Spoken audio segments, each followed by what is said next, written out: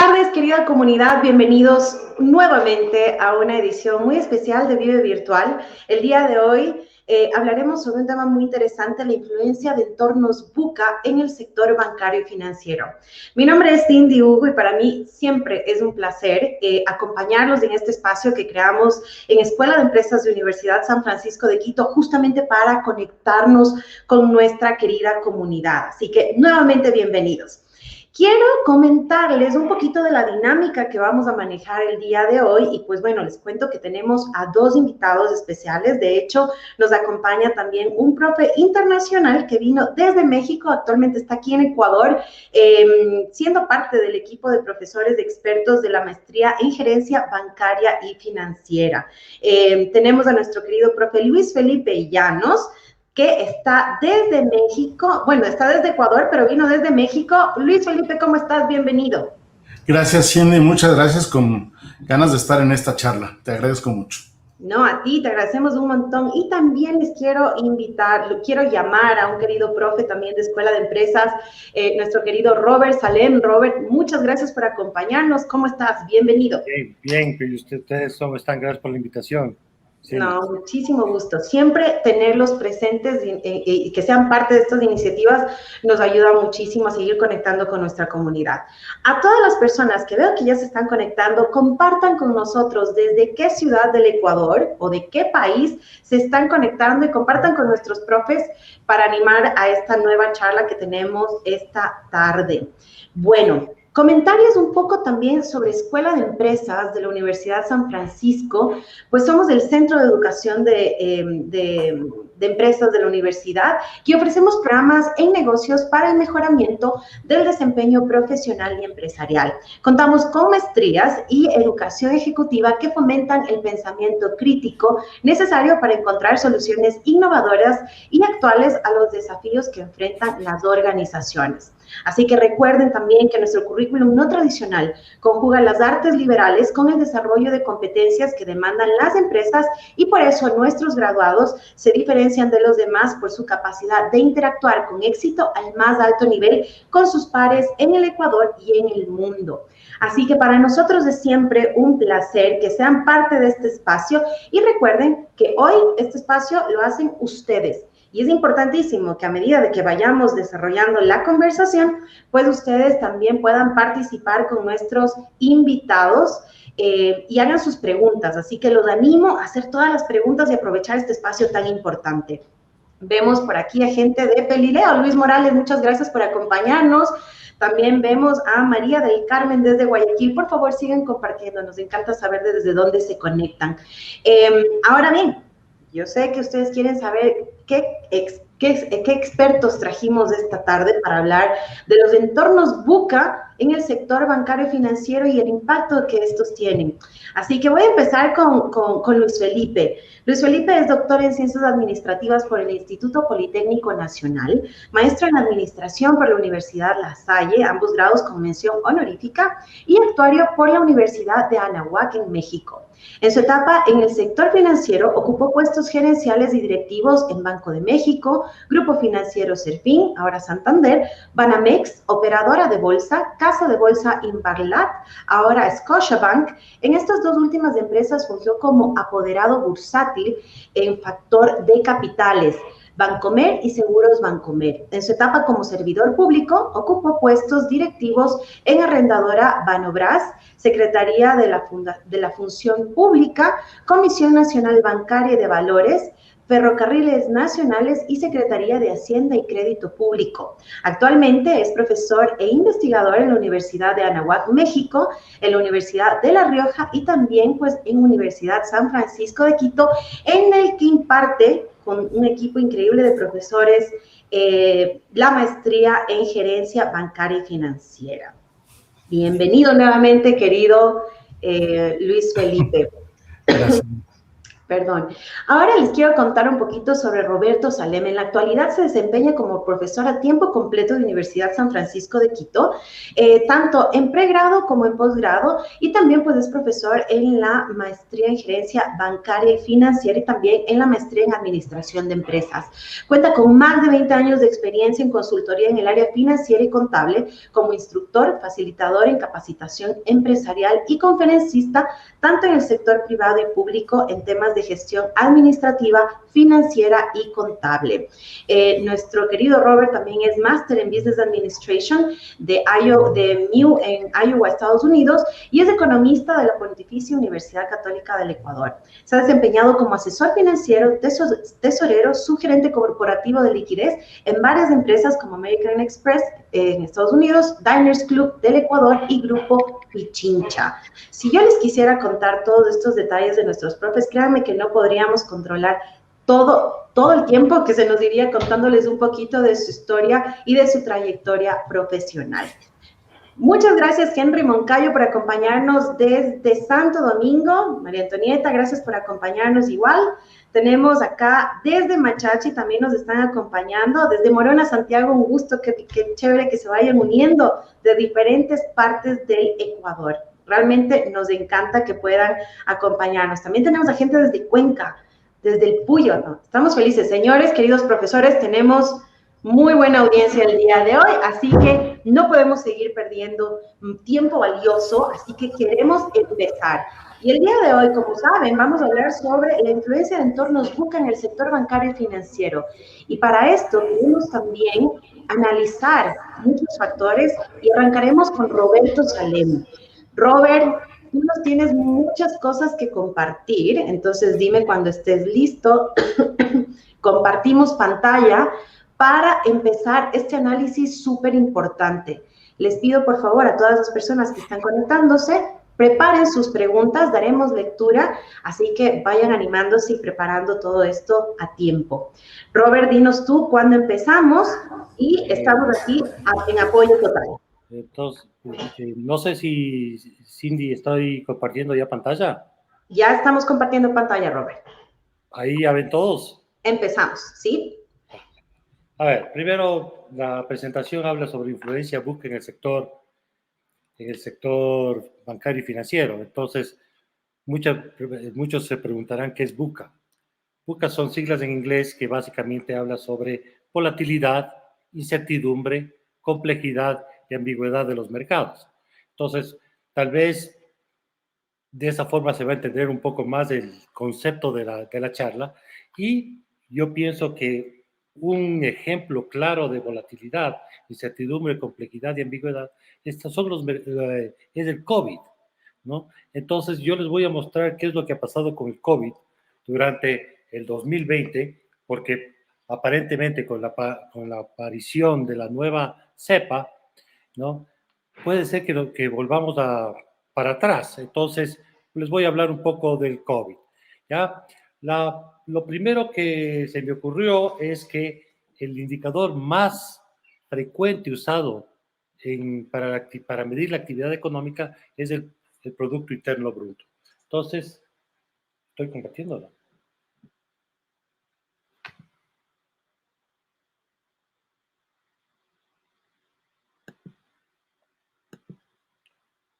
Es que yo le pregunté si estaba compartiendo. Sí, está haciendo que no es la pantalla.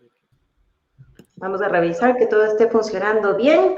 Tenemos a parte del equipo revisando y ya aparece en pantalla Elías. Muchas gracias. Entonces, lo que yo voy a como les decía que el PIB es el indicador más usado de la actividad económica, vamos a ver qué ha pasado con el PIB mundial.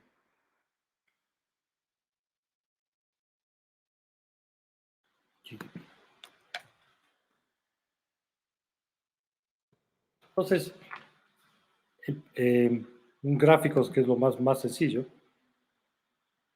Ese ha sido el crecimiento desde 1970 hasta el 2020, en que se llega a 84 trillones de dólares. ¿Ya? ¿Cuánto es 84 trillones de dólares? Es bastante dinero. Entonces yo lo que dije, a ver, veamos qué ha pasado en el 2020, entonces me voy a la segunda tabla y fíjese, en el 2019 teníamos 87 trillones y bajó a 84 trillones. Básicamente volvimos a estándares del 2017. El mundo por la pandemia se regresó 3 años. ¿Ya? Algo que quería ver qué es lo que ha pasado desde el punto de vista de los activos financieros, porque el PIB lo que mide es el valor real de bienes y servicios que produce una economía. Pero los activos financieros, en cambio, son los bonos y las acciones. Entonces, la capitalización mundial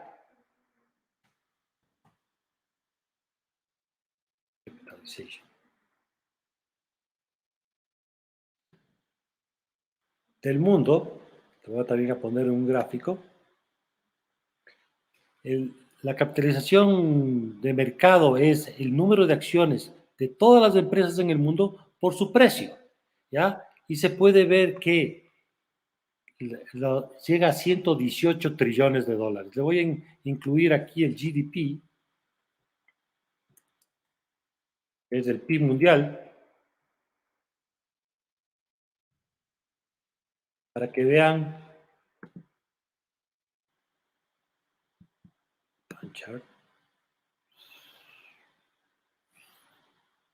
Perdón, aquí voy a poner market capitalization.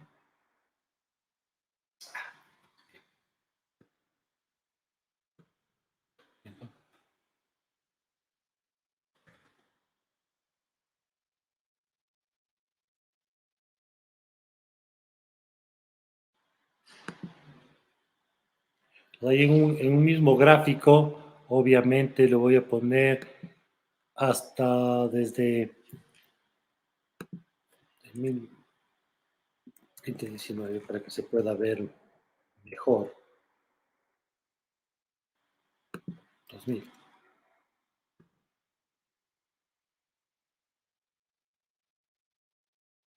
Así es, este es el comportamiento tanto del PIB como de la capitalización de mercado. Si ustedes ven, la capitalización de mercado está sobre la producción mundial. ¿Ya? Algo que también me pareció interesante ver es la parte de los bonos. Entonces voy a buscar cuál es la cantidad de bonos emitidos en el mundo.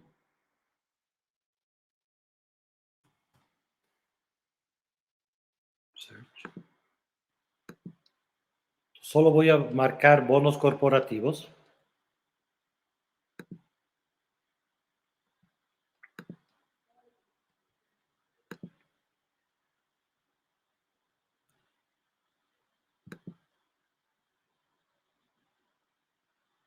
Ahí están todos los bonos corporativos existentes.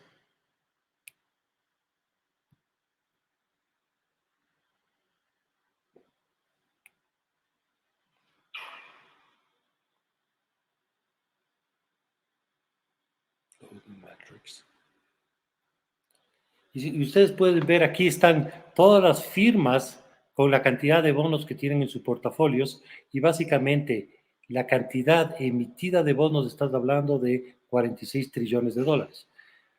¿Qué me hace pensar esto? Que tengo una producción de 85 trillones de dólares, por el pasivo tengo una producción de 46 trillones de dólares y en el patrimonio tengo 118 trillones de dólares. Básicamente, la cantidad de activos financieros que se encuentran en el mercado duplican la producción mundial del mundo.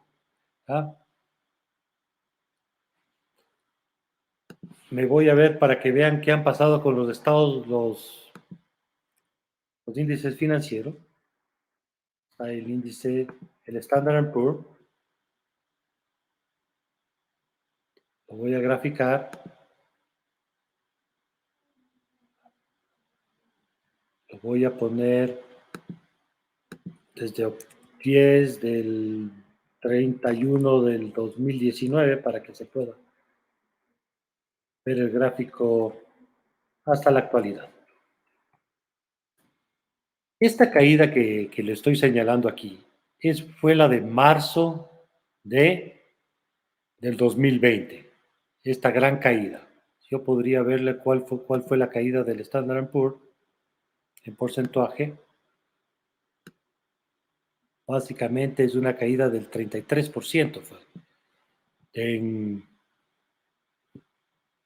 el mercado bursátil, el Standard & Poor's, el mercado bursátil de los Estados Unidos, cayó en un 33%. Para ver qué es lo que ha pasado en el mundo, lo que he hecho también es buscar, por ejemplo, el índice bursátil de China. Lo voy a incluir en el gráfico.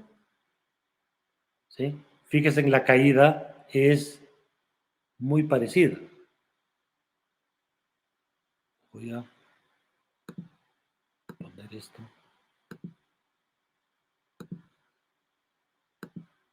Ahí está. Voy a poner qué pasó en Japón.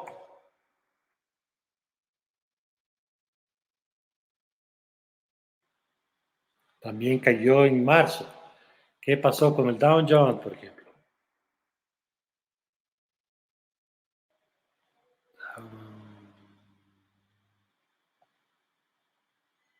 Industrial Average. Entonces, esto es lo que pasó en el mundo. Cayeron en marzo y obviamente a través de políticas gubernamentales, tanto monetarias como fiscales, los mercados financieros comenzaron a salir adelante. ¿Ya? Voy a cambiar, hemos visto a nivel mundial, me voy a ir un poquito a América Latina, que es tal vez lo que nos interesa a nosotros.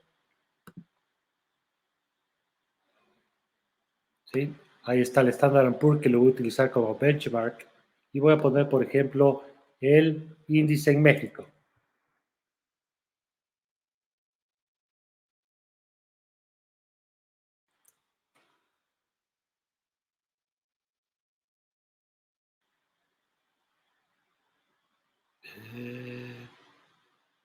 Ahí está. ¿Sí? Ese es el índice en México. Voy a poner el índice en Argentina. Fíjese.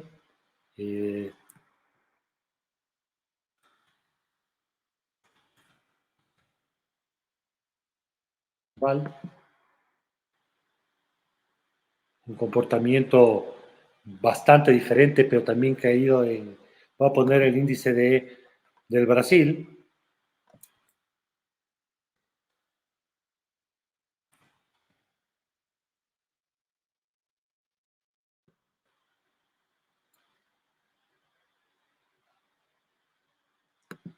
Algo que me llamó a mí la atención cuando estuve graficando esto es que fíjese en la volatilidad de la bolsa argentina.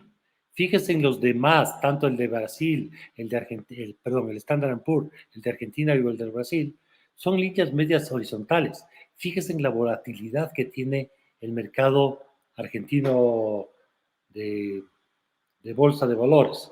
¿Ya? Entonces, todo esto, ¿qué pasó? Los países comenzaron a encerrarse y obviamente mediante políticas monetarias y políticas fiscales comenzaron a reestructurar sus créditos. Por ejemplo, el Ecuador reestructuró su deuda en el 2002, ¿sí? Inversionistas que tenían altas posiciones con apalancamiento alto comenzaron a cerrar sus posiciones para cubrir sus márgenes y rebalancear sus portafolios. ¿No? Algo que creo que nos conviene, algo que me gustaría enseñarles es el índice bursátil ecuatoriano, ya que estamos en Ecuador. Entonces, son los índices, le voy a quitar el de Argentina.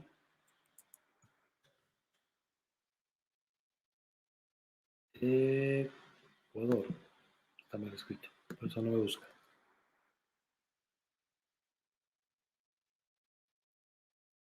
Equity Index. Equity Index. Fíjese, le voy a quitar el de Argentina porque no me permite apreciarlo muy bien. ¿Ya?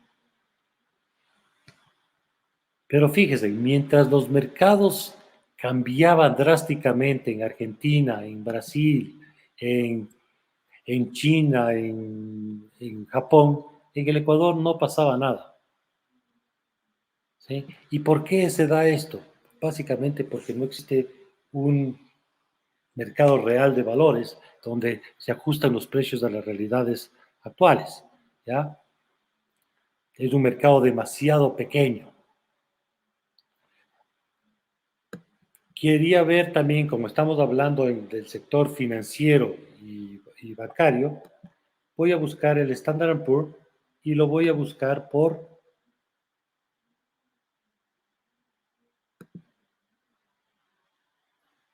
participación. Entonces, ¿qué quiero ver? Quiero ver, esa es una participación del Standard Poor's.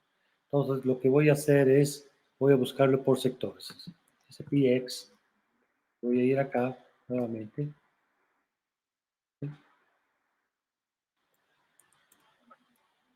Standard Poor's, para que puedan verlo. Dice, voy a funciones, ¿sí? Los porcentajes de participación por empresas. Quiero ver por sectores cómo está constituido. Quiero ver, ¿sí? Eh, como quiero ver el crecimiento, le voy a ver la parte histórica, ¿sí? Lo voy a poner a nivel anual, ¿sí? Y voy a buscar, por ejemplo, un retorno en el patrimonio, el ROE, ¿ya? Fíjese, ahí tenemos todos los ganadores y todos los perdedores, ¿sí? El que más creció o el que tuvieron un mayor rendimiento sobre el patrimonio fue la, el índice de tecnología. Luego, el de consumo masivo, ¿sí? Consumos personales, está ahí eh, bebidas, comida, productos personales, ¿sí? Después discreto, después salud y la parte financiera se encuentra más o menos en la mitad, ¿sí? El ROE de ese año. Sin embargo, si comparamos contra años anteriores, si ustedes se fijan, la tecnología, el rendimiento de la tecnología siguió creciendo. El rendimiento de consumo subió. El rendimiento de financieros, que es lo que nos estamos enfocando, básicamente tiene una caída casi del 25% y para el siguiente año tiene una recuperación hasta ahorita básicamente del 100%, de 8,23 a 15,01 en su ROE. ¿Ya? Como los países han tomado medidas económicas, ¿ya? Una de las formas para poderlo ver más fácil, quise ver las devaluaciones de las diferentes monedas en América Latina. Entonces, puse el dólar frente al ARS, frente al peso argentino. Creo que voy a ponerlo al revés. Voy a graficar. ¿No? ¿Sí? Entonces aquí es cuántos dólares le voy a poner, recibe por cada peso argentino. ¿Sí? Lo voy a colocar aquí 2019. ¿Sí? Octubre 10/31 hasta la fecha. ¿Sí? Ese es el cambio. Veamos qué ha pasado digamos, voy a aumentar el real brasilero.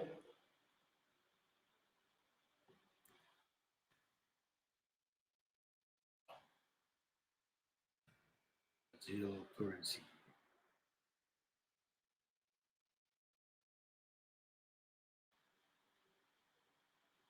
PRL.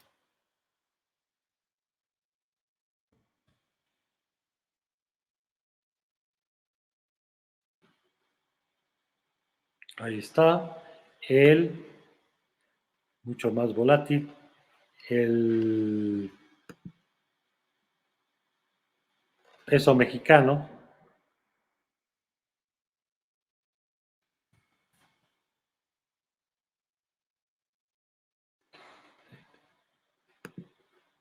Peso mexicano. Y fíjense en marzo, la gran caída. Aquí está, algo que está. ARS, USD.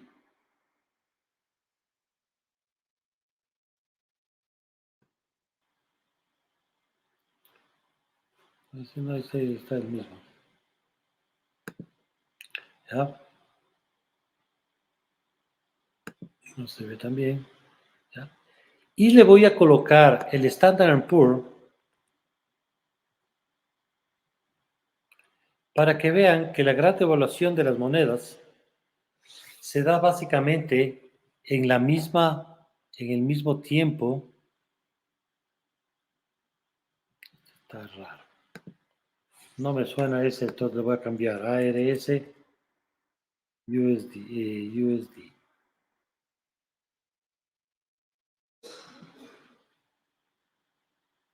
Sí, ahí está. ¿Sí? Fíjense que en marzo, este es del Standard & Poor's, ¿no? Básicamente se da la devaluaciones de las monedas.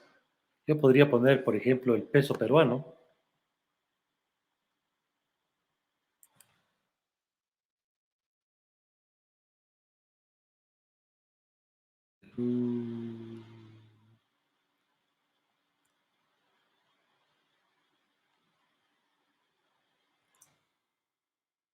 El PEN frente al USD. Y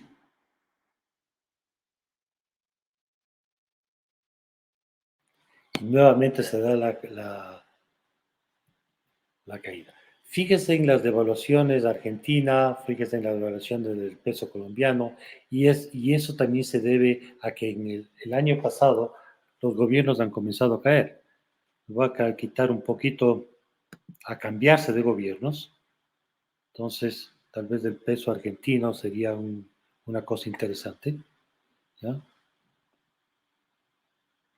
Voy a quitarle el S&P. ¿Sí? Y ahí está México y Brasil, ¿no? Ahí está. Este es del México. Lo voy a quitar y le voy a poner el tipo de cambio entre el PEN USD.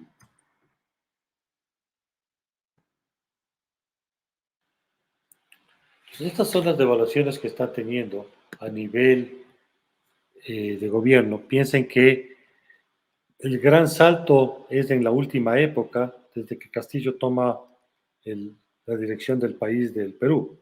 ¿Sí?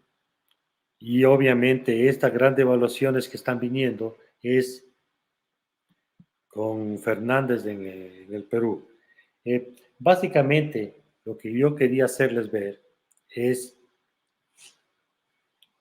que las políticas monetarias, primero, los mercados se volvieron súper volátiles, inciertos, bastante complejos, ¿ya? Y uno puede buscar muchas variables que pueden llegar a relacionarse.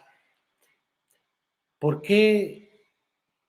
¿Qué es lo que ha pasado? Voy a poner un Standard & Poor's, justo para terminar mi parte,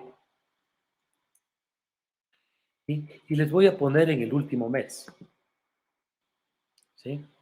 Voy a graficarlo en el último mes, el mismo grafiquito, ¿sí? ¿Por qué? Y lo voy a poner desde,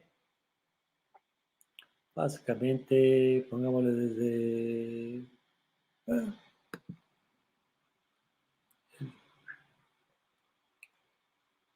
pongámosle octubre del 31 del 2021, y es por esta caída. Esta caída que tiene el mercado, y si yo vuelvo a colocar el índice de China, Fíjese, y si vuelvo y coloco el índice Nikkei, que es el de Japón,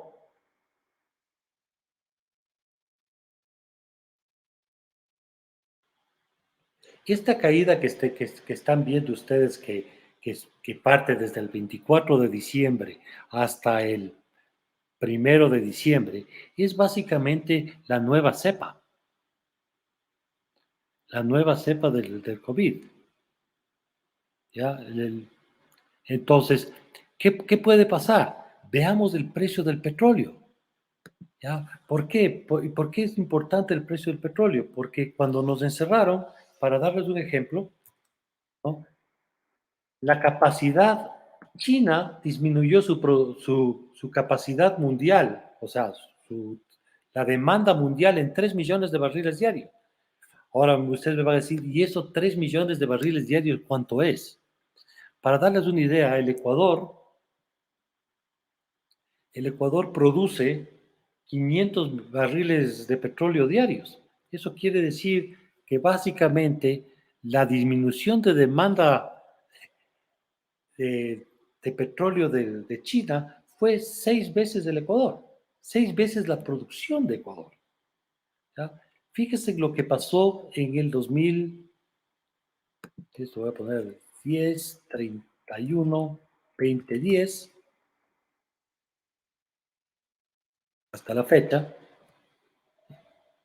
Fíjese, esta es la caída en el 2019, perdón, 2020-19. Vean el precio petrolero cómo cayó, ¿ya? Aquí es gigante. Si uno piensa que puede el precio del petróleo caer, de un producto caer menos de cero, pues el petróleo cayó, los futuros de petróleo cayeron a precios negativos. ¿Por qué? Porque la cantidad de oferta que existía en el petróleo en los mercados haría que no había dónde almacenar. Entonces la gente estaba dispuesto a pagar para que se lleven el petróleo. O sea, vendían a -3, vendían a -2 los futuros de petróleo. Y en el 2000, voy a cambiar la fecha, 31 del 2021, para que vean. Fíjense en la caída en estos días. ¿Sí? Coincide con la caída del 24 de noviembre de los mercados. ¿Por qué? Porque al no saber qué es lo que iba a pasar con el Omicron, ¿no?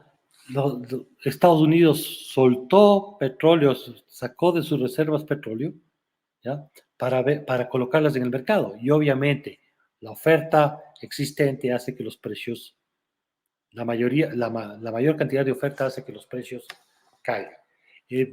Creo que con eso voy a dejar de compartir mi pantalla, ¿no? Para que darle paso a nuestro otro invitado, que les va a conversar un poquito más sobre a Luis Felipe y a Cindy, para ellos descubrirse un poco más sobre los mercados bursátiles y básicamente banca y finanzas. Muchísimas gracias, Robert. Sin duda, tener esta información a la mano nos permite realmente visualizar el impacto, sobre todo de la pandemia, ¿no? Estamos hablando de un punto de partida muy difícil. Realmente en el 2020, a partir de marzo, la vida de millones de personas cambió.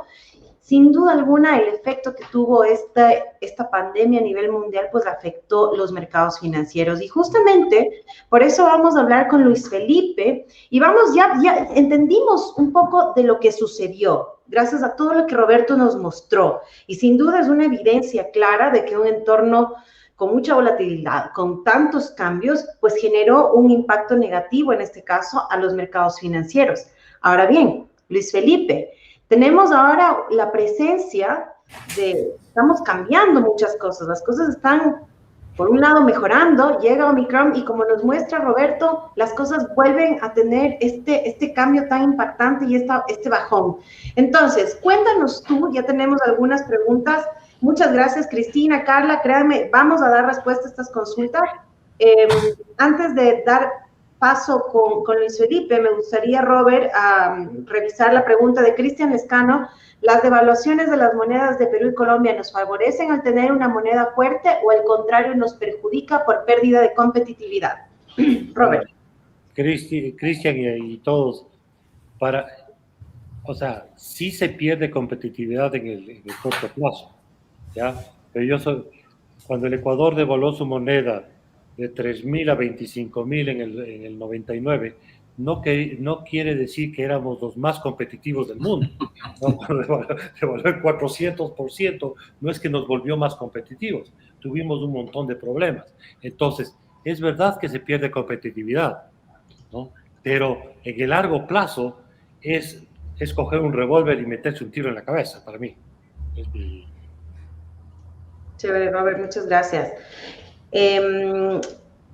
Luis Felipe, tenemos una presentación y yo sé que tenemos muchos temas de qué hablar porque entendimos lo que sucedió. Ahora analicemos el presente. ¿Qué está sucediendo con Omicron y qué crees tú, acorde a las tendencias en el sector bancario y financiero, qué va a suceder y cómo nos podemos preparar para los cambios que se vienen? Comparto pantalla, tú me dirás inmediatamente cómo empezamos. Muy bien, pues bueno, yo quisiera empezar agradeciendo a la Escuela de Empresas de la Universidad de San Francisco de Quito por darme la oportunidad de estar con ustedes, compartir. Gracias, Cindy, y a todo Vive Virtual y Roberto, pues por toda la cátedra que nos diste de gráficos y tendencias. Yo creo que me queda muy bien. Gracias, Roberto. Mientras se pone la presentación, el tema VUCA lo inventó el ejército de los Estados Unidos y es un tema de guerra. La planeación estratégica, ¿no?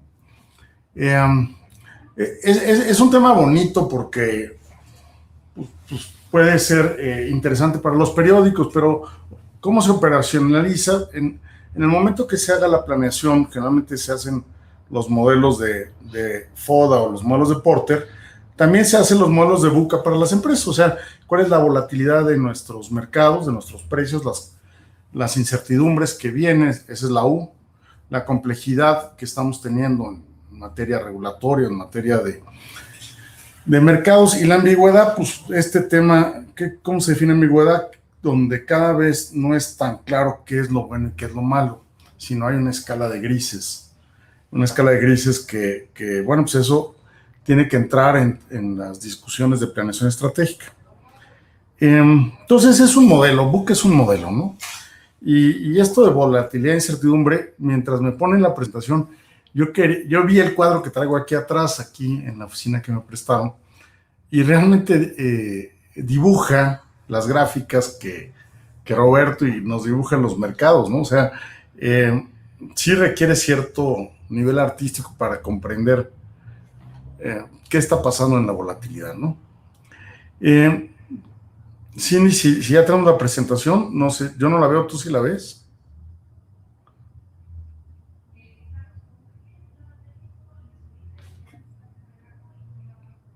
Ok, parece que no te escucho. Debes traer el mute por ahí. Luis Felipe, sí, tenemos un pequeño problema técnico en la transmisión, estamos tratando de resolver, les pido por favor un poquito de paciencia, estamos tratando de resolver el tema del sharing, danos unos minutitos nada más. De acuerdo. Bien, dejan platicarles el tema volatilidad. Volatilidad es cuando los precios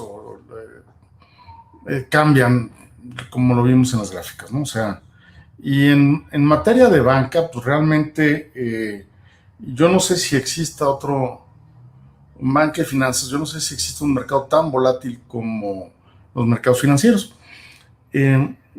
Yo desde que empecé a trabajar en el sector financiero, me decían que era la primera crisis que iba a vivir, ¿no?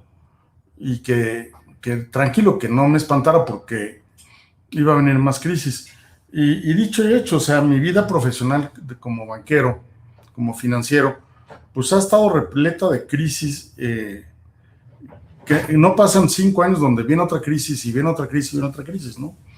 Y esta última crisis, bueno, pues la pandemia también ayuda y genera otra crisis.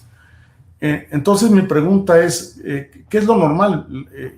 ¿La estabilidad o la crisis, no? Y yo ya me hice a la idea de que en temas financieros, lo normal es que vivamos en crisis.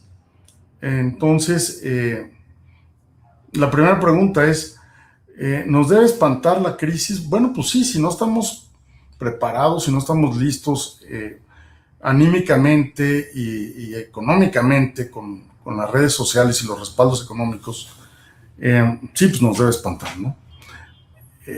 Si lo vemos como parte de la planeación estratégica, la pregunta es diferente, no es si me preocupo, es cómo me voy a ocupar. Y ahí viene la parte interesante, ahora que van a hacer la planeación 2022, es cómo se están preparando o cómo me preparo para la volatilidad que viene, ¿no? Que va a venir, esa créanme que es un hecho, ¿no?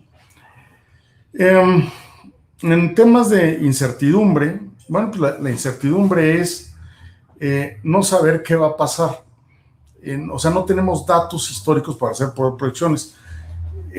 La estadística funciona muy bien si tenemos datos históricos, si tenemos algo donde amarrar una recta, una ecuación y proyectarla. La volatilidad la podemos proyectar. Bueno, la incertidumbre es aquellos elementos nuevos desconocidos que no están en la mesa. Esos elementos que quién sabe qué van a hacer, que nos pueden cambiar el negocio, ¿no? Y bueno, pues el ejemplo más notorio, lo estamos viviendo, es la pandemia. Nadie sabía de esto, no había estadísticas para proyectarla y sucede.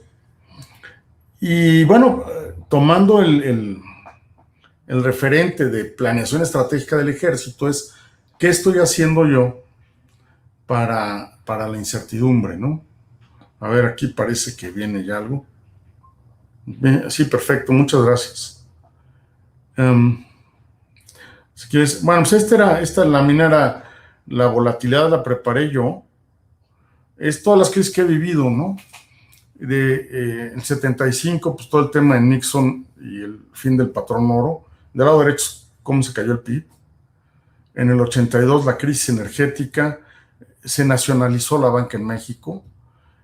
Y llegamos a tener, fue mi primera época de trabajo, 10% mensual de inflación. Verdaderamente yo ya trabajé en la banca, era verdaderamente intenso trabajar con esas tasas de interés, tasas de inflación. En el 91 tuvimos el shock petrolero y una restricción de liquidez de los bancos centrales durísima, más devaluaciones en América Latina. 94 tuvimos en México una cosa que le llamamos el error de diciembre y un rescate bancario. Quebró la banca en México el año 94. El año 97, el efecto dragón, famosísimo. Todo el tema de Tailandia. El año 98, el efecto vodka, el efecto samba de Brasil. Todo el tema de Ecuador, la bronca que hubo de todo el pánico de la inflación en Ecuador, el 2008 las subprimes, etcétera, ¿no? O sea, lo que les decía, la volatilidad es la constante, ¿no? Si quieres la que sigue. La incertidumbre es, hay muchísimos cambios, ¿no? Y ahorita hay uno, lo anoté, es el tema del open banking. ¿Qué es esto? Todo el tema del crecimiento del internet está haciendo que pues, el dinero fluya a unas velocidades increíbles, sobre todo los jóvenes, que pueden estar abriendo cuentas en diferentes países al clic. Y quiero tocar ahorita un tema de un banco que se está creando en Latinoamérica con dos socios fundadores, una muchacha colombiana y un financiero brasileño. Se llama el Nubank, o el Nubank. Es increíble. Este muchacho se enojó tanto, quería abrir una cuenta y tardó 4 meses, ¿no?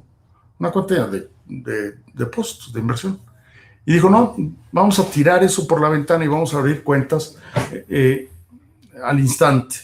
Me depositan los documentos, tienes una cuenta y me mandas la transferencia. Y esto es lo que está pasando, que implica que es totalmente incierto qué va a pasar, hacia dónde van a ir los mercados, ¿no? Con este famosísimo Open Bank. Y es totalmente disruptivo esta volatilidad de los jóvenes. Vamos a la otra, por favor. Complejidad. A ver, complejidad es todas aquellas requerimientos que hay que cumplir para hacer algo, ¿no? En el caso de la banca mexicana, mi ejemplo es la circular única de operación bancaria, ¿no? Esta circular única, para poder cumplir y ser un banquero, pues tiene 619 páginas, llenas de artículos, ¿no? Y fórmulas y todo esto. Bueno, la bronca no son las 619 páginas, me las puedo aprender. Fíjense el dato de abajo, ha tenido 294 reformas del año 2006 al 2021. En 15 años tenemos 294 reformas. O sea, es una cantidad impresionante. Saqué el promedio de la complejidad, la velocidad de la complejidad de la regulación es de 1.6 cambios mensuales. Bueno, pues esto sí me dice que en mi planeación estratégica, bueno, tengo que ponerle mucha atención a esto, porque si no va a caer en un default que me va a costar. Vamos a la última, por favor. Y el tema de la ambigüedad es algo que antes creíamos que era bueno o malo o correcto o incorrecto. Y ahora todas las tendencias sociales nos están replanteando que pues a lo mejor lo que creíamos no es tan cierto y no es tan correcto, y que si nos quedamos con paradigmas antiguos, pues nos vamos a salir del mercado. Y 4 ejemplos bancarios. Aquí tengo, por ejemplo, un anuncio de Banco Santander Chile. Está entregando equipos tecnológicos a alumnos en zonas vulnerables. O sea, este banco está mandando tecnología a zonas rurales, ¿no? En Chile, cuando las zonas rurales y vulnerables no son negocios de los bancos. Entonces, este gran banco, pues está viendo que, pues, sí va a ser negocio. Entonces, lo que creíamos que no era negocio, pues un banco dice, le apuesto, o sea, su planeación estratégica dijo, vámonos por ahí. Tengo otro, Bankinter, está lanzando la hipoteca sostenible para viviendas eficientes. Lo que nunca pensábamos, que la ecología se iba a meter al crédito hipotecario. Bueno, pues sí. Si tú tienes casas que tienen reciclaje, si tienen X tipo de ahorros energéticos, bueno, pues ahí te va una tasa diferenciada para beneficiarte en todo este tema, ¿no? ¿De dónde se está financiando este descuento en la tasa? Pues posiblemente sean de los bonos de carbono, etcétera. Cosas que no creíamos que pasó, pues aquí ya estamos viendo que sí funciona. Abajo, Santander está impulsando talleres de finanzas para los presos en las cárceles. Ahí parece, no se ve bien ahí el anuncio completo, pero Banco Santander quiere enseñar de finanzas a los que están en las cárceles. ¿Cuándo un banco se iba a meter a promover temas financieros en una cárcel? Bueno, pues ahí está. Y el último, BBVA, está anunciando que va a sacar cuentas y va a hacer campañas especiales para empleados trans. Bueno, pues es otra cosa nueva, o sea, todo este cambio familiar que estamos viviendo, de la recomposición social en las familias, antes era papá, mamá y 2 hijos, pues la cosa está cambiando y los productos bancarios también tienen que estar cambiando. Lo que antes creíamos que era correcto, que el papá era el que pagaba el crédito de una hipoteca, pues ya no, caray. Ahora, pues el papá paga un cacho y la mamá paga otro cacho, o una pareja pagan X número de partes. Entonces, bueno, pues lo que conocíamos ya no es realmente lo que está haciendo y lo que va a hacer, ¿no? Tema también de planeación estratégica. Y para cerrar, si vamos a la última, ¿Qué es lo que sigue? Este sería mi 10 puntos de recomendación que tenemos que ir viendo para las planeaciones en el sector financiero. Primero, que lo grande se hace más grande y más pequeño desde casa. Antes hablamos del too big to fail, y ahora no es que hablemos del too big to fail, ahora tenemos que ser muy pequeños. O sea, tenemos que tener a cada cliente ubicado qué es lo que quiere, ¿no? Para que el cliente nos quiera y ser más grandes. Entonces es un bajarnos del pedestal de la soberbia, del big to fail, a irnos a lo pequeño para poder ser exitosos, ¿no?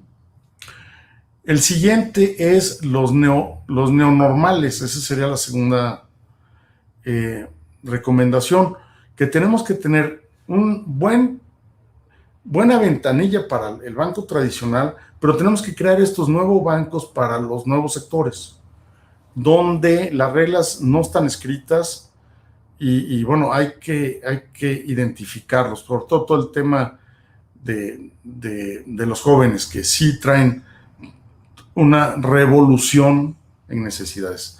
Tercero, las APPs bancarias, viene un boom. Definitivamente los celulares han cambiado todo, incluyendo la banca. Bueno, pues ahí hay que estar metidos. Hay APPs para todo y bueno, pues hay que estarlas desarrollando. La transparencia radical. Cada vez nos están pidiendo la sociedad de que pues, seamos más transparentes en la toma de decisiones, sobre todo en las tomas de decisiones de crédito, caray. ¿Por qué le estás prestando dinero a esta persona que no es socialmente correcta? O por qué estás dejando que deposite esta otra persona? Entonces, el tema de la transparencia va a jugar muy importante en este tema. En la siguiente, el crédito inteligente mediante microsegmentación. O sea, tenemos que haber microcosmos en la cartera con productos y autorizaciones muy especiales. Se va a seguir eliminando el efectivo. Vamos a ver que a nivel los bancos centrales y a nivel la misma sociedad va a preferir las transferencias. Por lo menos en la casa mis hijos, pues ya me regañan cada vez que uso un cheque o que me dicen que no soy ecológico. Entonces vamos a seguir viendo la desaparición del efectivo metálico. Luego el tema verde, los préstamos sostenibles que acabo de ver, va a ser un punto tanto de marketing como realidad. Todo el tema de las regulaciones estadounidenses y de Europa sobre el open banking. ¿Qué quiere decir eso? Pues que estos bancos en la nube, nadie lo está regulando, caray. Y seguramente va a crearse a través de los bancos centrales un nuevo regulador para todos estos bancos en la nube, porque la lana no tenemos claros si está haciéndose un uso correcto con este dinero. Puede caer en lugares no propios para la sociedad. Este open banking suena muy bien, pero también puede tener un riesgo enorme si no le ponemos el ojo. Este auge del regulador digital es lo que convenía, y el otro es pues, la conectividad total de las nubes, ¿no? Esto va a venir. No nada más se va a ver una conectividad de los comercios con los bancos, sino vamos a ver conectividad con comercios, con entidades de salud, con transporte, con gobiernos. No se nos haga raro que bueno, pues ya el IDI personal pues va a ser un tema, ¿no? Y bueno, pues nada más para cerrar, felicitar realmente a todo el tema. Ya lo comenté, si quieres vamos a la última.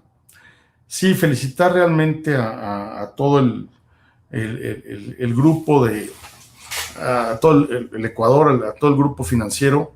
Yo he estado viendo los activos de los bancos y este es el quinto año que tengo contacto con Ecuador dando clases, y he visto que los activos de los bancos han crecido 3 veces.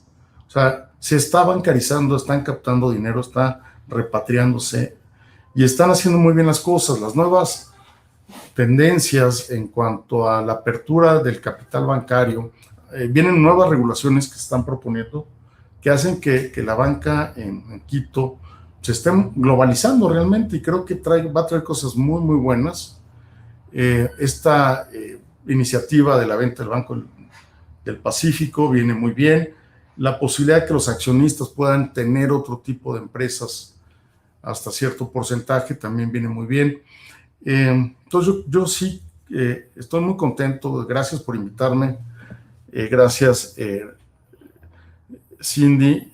Yo sí auguro muy buena época para el Ecuador y para el sector financiero. Muchas gracias, Luis Felipe. Y sí, sin duda, todo lo que nos comentas, nuevamente evidenciamos cómo estos entornos afectan directamente a los sectores financieros. Tenemos una pregunta de Jessica Cruz. Me dice, pregunta, ¿a qué se refiere con dinero en la nube? Luis Felipe.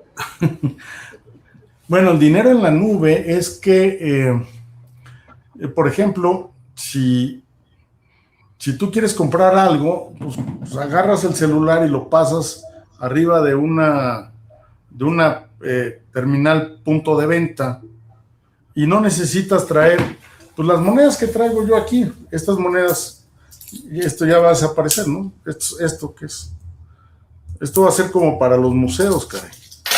Entonces el dinero en la nube son cuentas electrónicas, básicamente, ¿no? Chévere, gracias Jessica por tu consulta. Por ahí dice Alison Landi, muy buena intervención, Luis Felipe, gracias por acompañarnos. Y bueno, tenemos todavía algunos minutos. A las personas que tengan inquietudes, que quisieran compartir también con nosotros, pues el espacio está abierto para ustedes.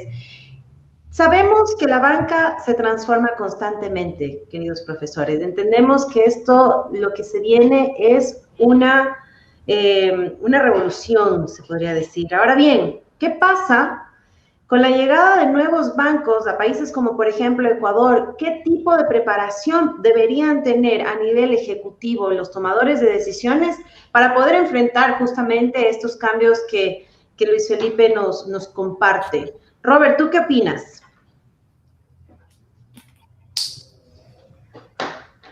Robert, tenemos... Mute. Aquí. Ahora sí, déjame revisar. ¿Estás de mute, Robert? La llegada de nuevos bancos traen nuevas competencias, ¿no? Entonces, obviamente, la competencia, ¿cuál es el precio del dinero? El precio del dinero son las tasas de interés, ¿no? Entonces, y las tasas de interés muchas veces son reguladas por el Estado, ¿no? Pero, ¿qué es lo que tiene una influencia en las tasas de interés, en el costo del dinero? A mayor oferta, los precios van a disminuir, a mayor demanda los precios van a subir, ¿no? Entonces, yo creo que la entrada de nuevos participantes en el mercado va a traer cambios en la economía, tanto del consumo como del crédito, digamos. Gracias, Robert. Luis Felipe, ¿tú qué opinas? Sí, fíjate que fue un tema de la clase del día de ayer. Oye, nos van a comer la banca internacional cuando llegue. Yo les voy a dar una experiencia. En México, bueno, pues tenemos de los 5 principales bancos, 4 son internacionales y 1 nacional. Y la verdad, pues cuando entraron los bancos internacionales, lo primero que buscaron fue al talento local. Eso fue lo primero que se buscó. Gente del país que supiera banca. Y se la pelearon, ¿qué quiere decir eso? Que en este momento hay que estar bien preparados, bien capacitados. Los que han hecho maestría en banca, felicidades, o sea, se los van a pelear. Creo que, ¿qué es lo que pasa si llega un americano, un español, etcétera? Pues no conocen ni la idiosincrasia, no conocen el mercado, no conocen las costumbres.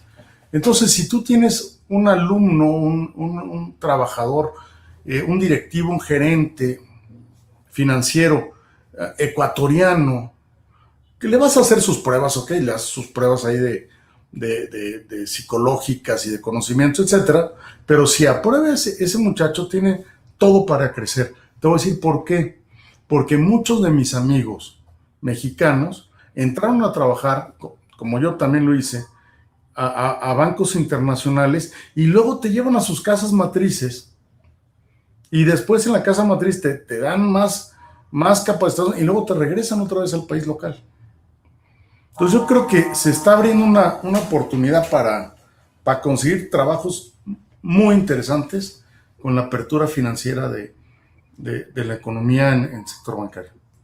Y justamente es prepararse, ¿no? Para poder enfrentar todos estos cambios que se esperan en este sector tan importante que sin duda alguna cambia e impacta el dinamismo económico de una nación.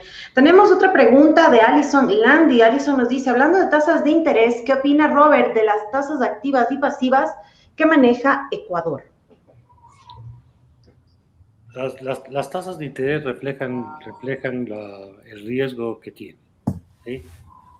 Tasas activas, y es por sectores, ¿sí? Una tasa activa de un sector de consumo estamos hablando de un 16%, una tasa activa corporativa en nuestro país estamos hablando alrededor del 10%, tal vez menos, una hipotecaria va bajando, entonces juegan mucho con el riesgo a nivel de riesgo, ¿ya?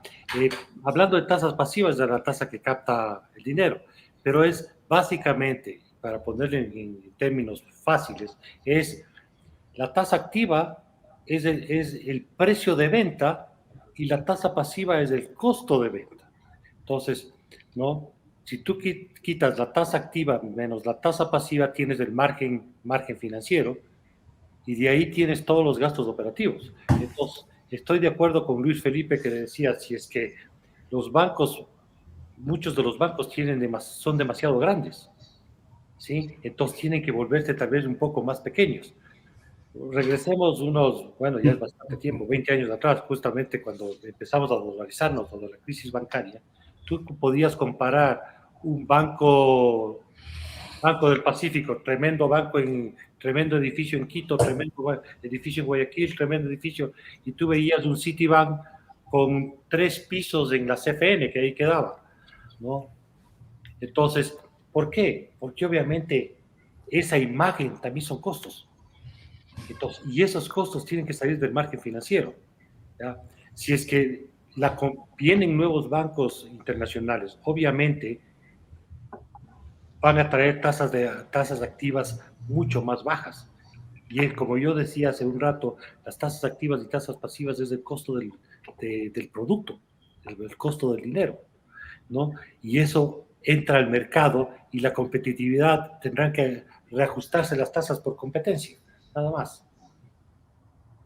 Muchas gracias, Robert. Les mandan también saludos, Alex Fuentes, Luis Felipe, Roberto, queridos maestros. Qué gusto saludarlos nuevamente. Excelentes intervenciones. Un abrazo a la distancia. Muchas gracias a ti, Alex. Un abrazo, Alex. Tenemos también otra consulta de Wilson Urresta. Dice, si los activos en los bancos crecieron 3 veces, ¿cuánto han crecido los créditos? ¿Profes? Pues básicamente la misma relación. O sea, el activo de los bancos se compone principalmente por los créditos, ¿no? Actualmente el tema de la liquidez, los bancos tienen mucha liquidez. Estaba sacando el índice ayer de la banca ecuatoriana, anda una liquidez del 30%, que es muy buena, ¿no? Quiere decir que hay dinero para proyectos. El tema es presentarle a los bancos proyectos interesantes y seguramente te van a conseguir financiamiento. Entonces, bien, han crecido los créditos. Sí, yo diría que también estoy de acuerdo con Luis Felipe, porque en el activo, la mayor parte del activo de los bancos es la cartera de crédito y las inversiones, ¿no? Entonces, si los bancos crecieron en tamaño, o sea, los activos crecieron en 3 veces, probablemente manteniendo la misma relación, los créditos y las inversiones debieron haber crecido en 3 veces. Gracias, Gracias, Wilson. Luis Felipe. Tenemos otra consulta. Dice, buenas tardes. ¿Y qué les parece la apertura que los bancos en Ecuador vuelvan a tener posibilidad de tener compañías de seguros y agentes de bolsa? También que el porcentaje mínimo para ser sujeto de influencia cambie al 25%. Luis Felipe. Sí, yo los felicito. Esto lo leí en la mañana y casi daba de brincos, caray. Ya en México lo hacemos, o sea, tenemos los grupos financieros, damos ahora sí la atención completa a los clientes, ¿no? Tú imagínate que llegues a un hospital y te digan en el quirófano, pues mira, aquí lo opero, pero no lo puedo coser, ¿no? Y vayas al otro hospital para que lo cosan allá. No, lo que necesitamos es que un banco, que una institución financiera pueda atender completamente a las empresas y a las familias, ¿no? Entonces, esto que puedan hacer totalmente el paraguas, yo le llamo el paraguas de todas las necesidades, es increíble. Esto requiere, vamos otra vez al tema, que los ejecutivos sean mucho más duchos, más capacitados, más entrenados, porque un ejecutivo te tiene que saber de factoraje, de arrendamiento, de seguros, de cambios, de transferencias, de crédito comercial, de activos pasivos, etcétera. O sea, requieres gente de mucho más nivel en la banca. Entonces, eso es lo que se viene, ¿eh? Y esto del porcentaje de influencia del 25%, pues es muy bueno. Yo creo que es aceptar una realidad, que los banqueros son empresarios, ¿no? Y creo que un 25% es un número muy sano, muy sano para poder tener mayor gente que quiere invertir en la banca, caray. Robert. Felicidades, ¿eh? Va muy bien. A ver, cuentas claras hacen buenos amigos, dice. ¿Ya? Eso. Entonces, que un banco pueda hacer compañía de seguro, agentes de bolsa, y etcétera, etcétera, depende de los niveles de regulación también. ¿Sí? Claro. Porque el rato que esa libertad que se les puede volver a dar a las compañías de seguros y agentes de bolsa, también se puede convertir en libertinaje. Entonces, ahí habría que ver, o una gran discusión sobre hacer regulación o desregulación. Entonces, yo creo que, como empecé diciendo, cuentas claras hacen buenos amigos. Entonces, ok, usted puede hacer compañía de seguros, puede ser agente de bolsa, puede ser banco de inversión, puede ser banco comercial, pero, ¿sabe qué? Dentro de estos parámetros. Claro. La regulación creo que en ese caso debería ser muy importante. Correcto. Porque eso es básicamente lo que llevó a la crisis del 2008. Sí, la falta de regulación en ese sentido. Muchísimas gracias, Luis Felipe y Roberto. Realmente una conversación muy interesante. Si se animan, todavía podemos responder un par de preguntas. Los entornos VUCA, finalmente, y como conclusión, Luis Felipe, impactan, obviamente, el sector financiero. Ahora bien, la manera en la que lo enfrentamos y el rol que tienen directivos desde el proceso y la toma de decisiones, pues influye mucho también en los resultados que se generan, y todas estas comparaciones que hizo Roberto nos permitieron ver este impacto que tiene sobre la economía de un país. Ahora, el COVID ha sido un punto de quiebre para muchos mercados, y esta incertidumbre que se viene ahora en el 2022, ¿cómo creen ustedes que llegue a afectar, por ejemplo, a Ecuador? Y sobre todo ahora con un nuevo gobierno, con cambios realmente fuertes a nivel en Ecuador. Cuéntanos, Robert, ¿qué opinas tú? A ver, yo creo que obviamente el COVID, como lo empecé diciendo, creo que fue un muy buen ejemplo para topar los entornos VUCA, ¿no? Pero no solo tenemos que hablar de pandemia, ¿no? Tú bien lo dices, Cindy, estamos con un nuevo gobierno, nuevas reglas, ¿no? Nuevos gobiernos en Perú, nuevo gobierno en Argentina con problemas, México con problemas, Colombia, Chile están en nuevas elecciones. Entonces, no solo es el COVID el problema, ¿no?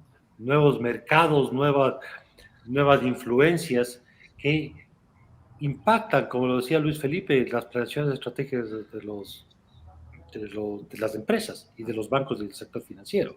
Entonces, no es, hay un montón de cosas que se van a unir, ¿no? Y cómo enfrentan las empresas, ¿no? Hay para mí, Porter es muy importante de hacer sus planeaciones estratégicas y todo, pero muchas veces la planeación estratégica para mí.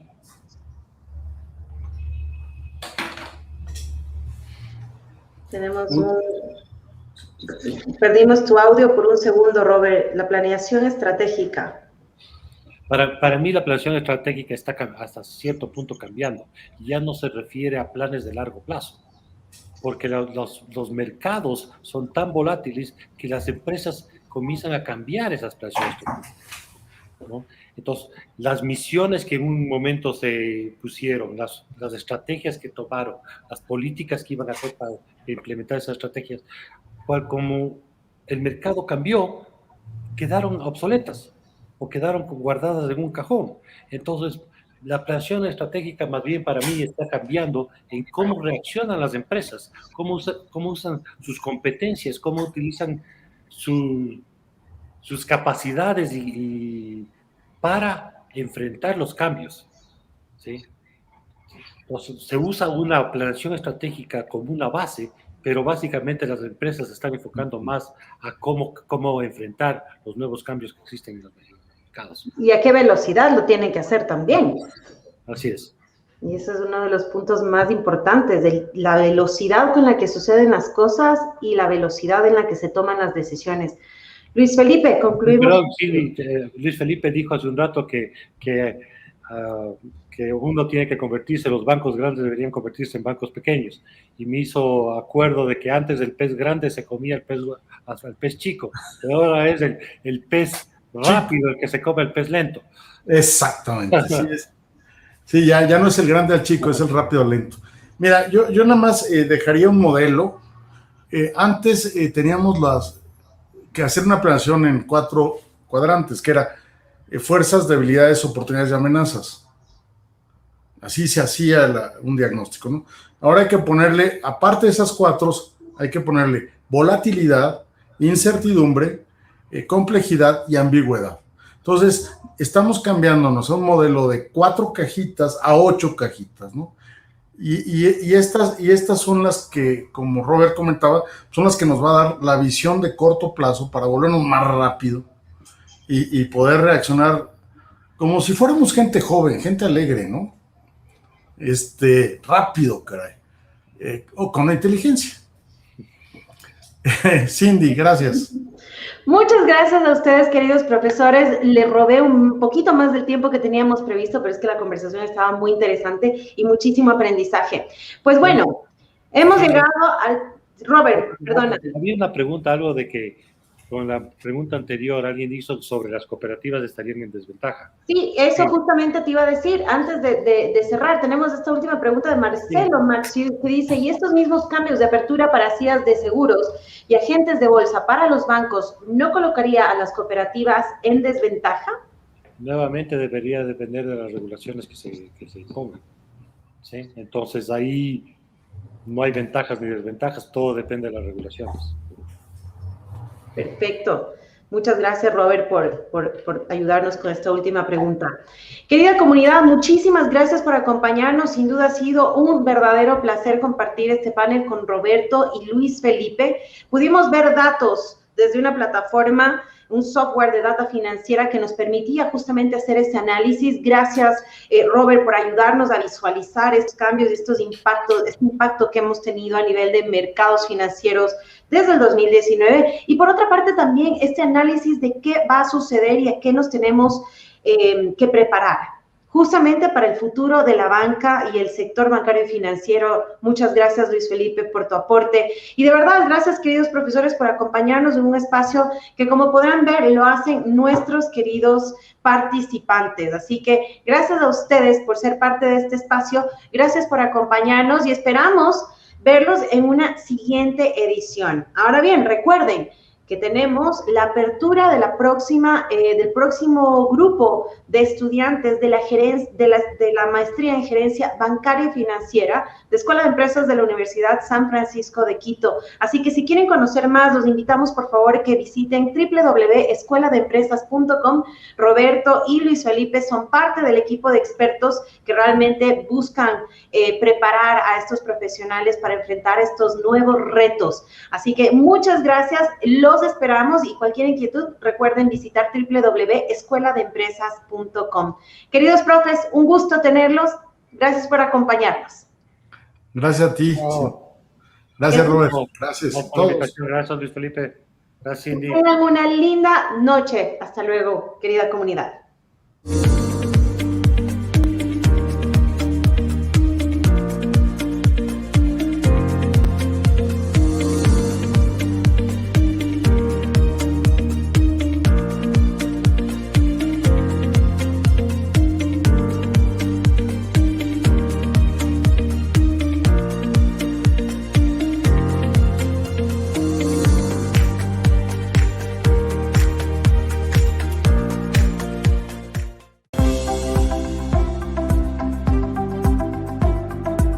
Estoy aquí para invitarte al programa de Finanzas para No Financieros. Este programa consta de 4 módulos, en los que comenzaremos revisando las áreas de acción y objetivos de la gerencia financiera. Posteriormente pasaremos a analizar los estados financieros de una empresa y cómo impactan las actividades de los funcionarios y los trabajadores dentro de ellos. Pasaremos después a hacer un análisis de cómo evaluar los proyectos en los que va a incursionar una empresa para finalmente analizar las diferentes fuentes de financiamiento con los que una empresa puede contar en sus actividades. Este es un programa que no solo te va a servir dentro de tu actividad empresarial, sino que también va a ser útil en tu vida particular y en el manejo de tus finanzas personales.